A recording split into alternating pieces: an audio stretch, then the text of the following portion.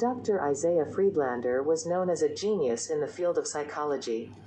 He had a reputation for being able to help even the most troubled individuals find peace and clarity in their lives. However, there was one client who would prove to be his downfall, Michael DeSanta. Michael was a former bank robber who had turned his life around and was trying to live a normal, peaceful life with his family. But he couldn't shake the feeling that something was missing. So, he turned to Dr. Friedlander for help. At first, Dr. Friedlander seemed like the perfect therapist for Michael. He was insightful, empathetic, and seemed to understand Michael's inner turmoil. But as the sessions went on, Michael began to suspect that something was off. It wasn't until he discovered that Dr. Friedlander had been charging him exorbitant fees for their sessions that Michael realized he had been duped. Dr. Friedlander had been taking advantage of Michael's vulnerability and had been siphoning off his hard-earned money for his own gain. Enraged, Michael confronted Dr. Friedlander and demanded his money back.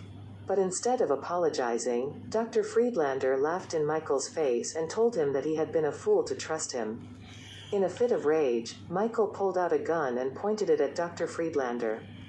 But instead of pulling the trigger, he decided to spare the man's life.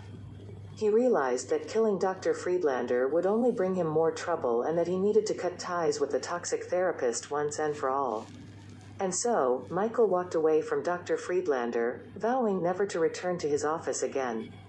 He knew that he needed help, but he also knew that he needed to find someone who truly had his best interests at heart. In the end, Michael's experience with Dr. Friedlander taught him an important lesson: even geniuses need therapy, and even therapists need therapy. It was a harsh reminder that not everyone who claims to be a genius is truly looking out for your best interests.